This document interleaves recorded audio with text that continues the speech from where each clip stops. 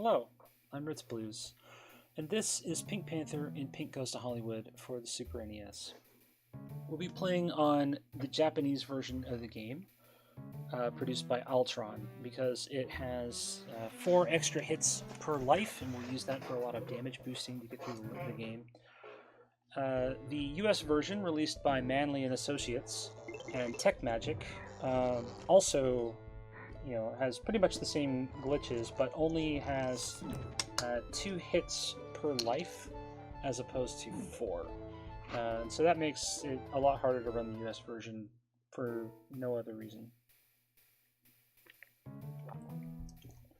So one of the things we can do for options here, we can set our lives up to 5, our extra lives to 25,000 to get plenty of lives. When you game over, you lose tricks, and we use tricks in the final boss to make it faster. We'll go ahead and get started in 3, 2, 1, go. So the story, the Pink Panther has invaded MGM Studios and is being chased through it by director Cousteau. The Pink Panther just wants to leave his mark on Hollywood, and so he's going to be showing up in all kinds of movie sets, like Honey, I Shrunk the Pink, and the Pink Ranger, like the Lone Ranger, and all other kinds of pink puns like that.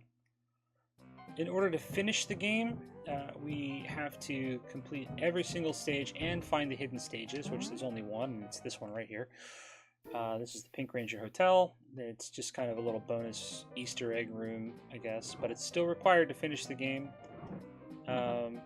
Just run right through it, and if you're playing casually, it's worth grabbing the one up there, but we don't need it. Now I'm going to demonstrate the main glitch in the game that's going to save a ton of time. It's called the token swap glitch here. We're going to demonstrate it in just a moment. We're going to grab a spare, come over here.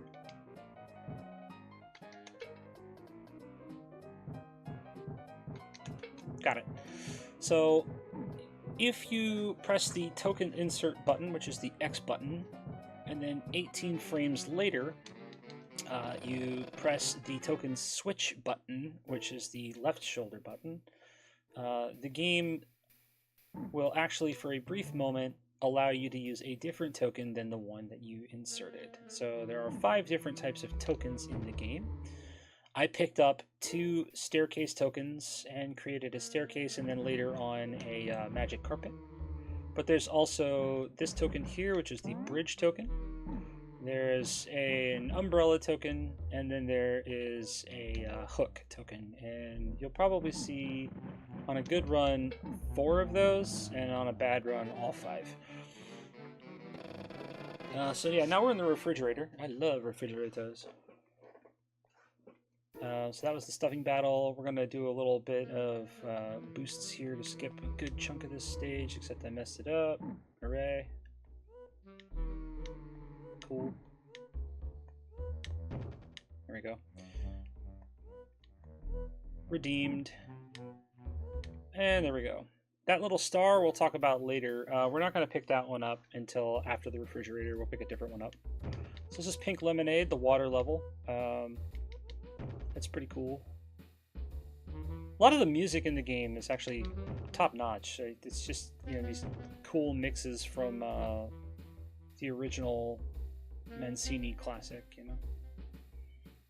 Anyway, we're going to damage boost through this last lemon slice here, and then we're going to do a very tight window here to pop that shark at the right time. And that's going to let us walk under this 3rd shark here, and he won't bug us. So whoever made the tasks, I don't recall offhand, very, very entertaining tasks.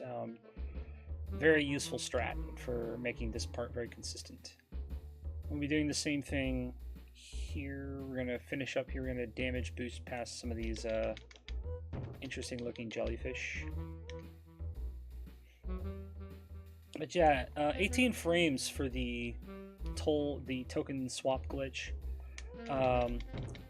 Turns out that if you do the math, it's about 200 beats per minute. If you want to, separate it. If you were to basically put make a sound every beat, every 18 frames, it's 200 beats per minute.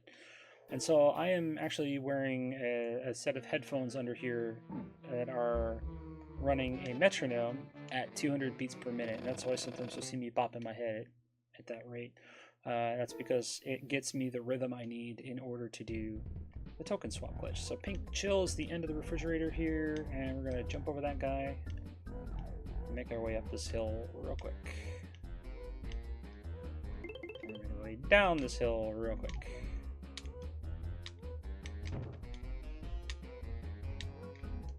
I want to fall off the cliff. Alright, cool. We're going to wait here for this cycle. It's probably faster to go up there, but it's not marathon safe to go up this the manual way, so I like to wait until the first skier's gone, and then we see a splash of water, and then we jump down. Come over here. Let me land on this guy. Alright, cool. Okay. Stop hitting me. Alright. So here at the end, we actually have a mini-boss in the form of Cousteau. We made it. So yeah, Cousteau actually appears in a lot of the different levels in the game. We're back to Honey, I Shrunk the Pink, and this is where we'll talk about the donation incentive here, which is the safe area. So this would be the only incentive that I would offer in the entire run. Hitting that star was totally optional. I could have aimed to the left instead of the right. But yeah, this is the safe area. You know, it's extremely safe with all the falling safes and anvils. It is a pretty good place to show off the tricks, though, that you can get. Which is kind of cool.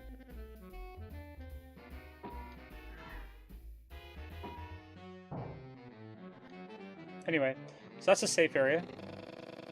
So that's the only area not required to visit to actually beat the game, aside from the game over area. Gonna bounce off here. Here's Jungle Pink. Don't blink, because it's a real short one if you do it right. Got it. That's the hard part. Now the easy part. And there we go. Bye, Cousteau. There's Jungle Pink. Moving right along. Jungle Pink dumps us out on the left side of the stage, over here by the Pinkinhood book.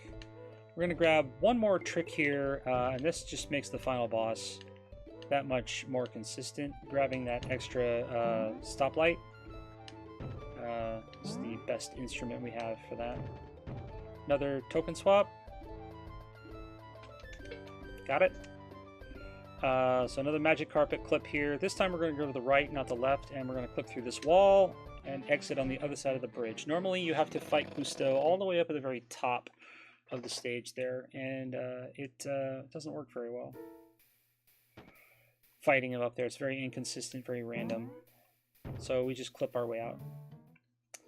So here's Cat on a Hot Pink Roof. Once again, we're going to be making use of tokens here and abusing them.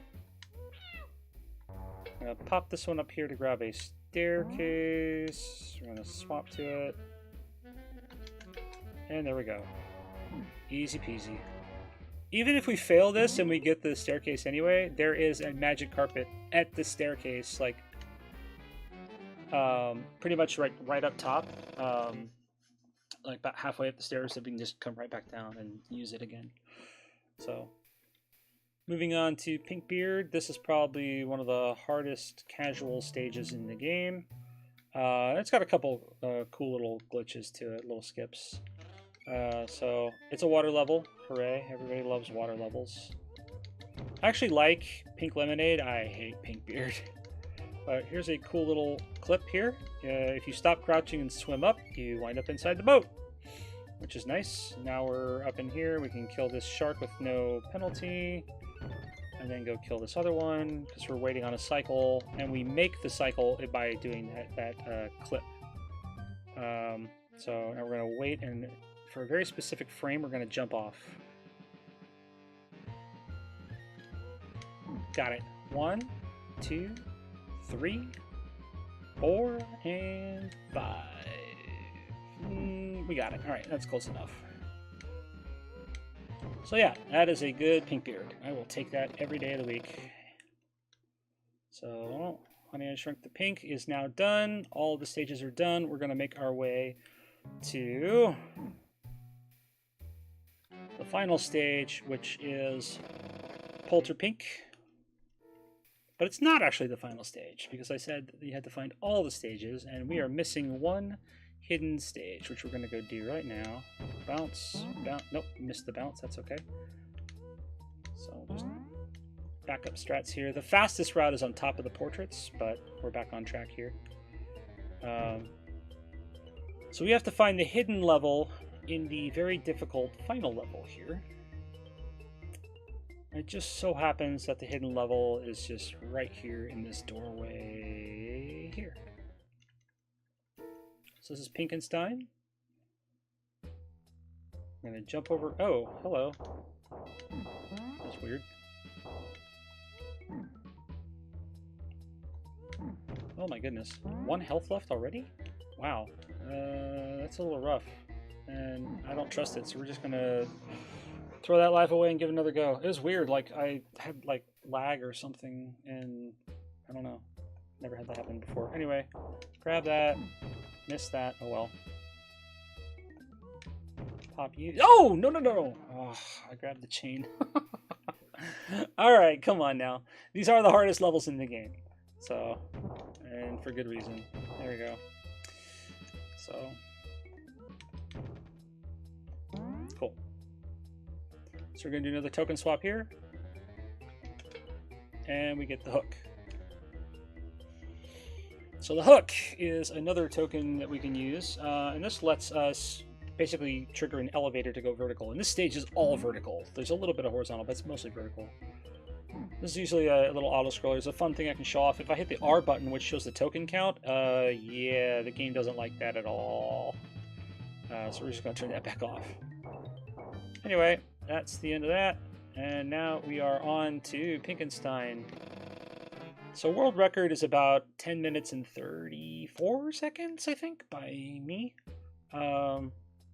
Obviously, it's not possible if you visit safe area, but we're going to do this right here. There's a very tight sequence of jumps we can do to get through this level very fast without running into any of the enemies. Normally, this area is a nightmare. Wow, come on now. What is going on? Why are we stuttering? Alright, take a hit here, and then we jump, and then we jump. Alright.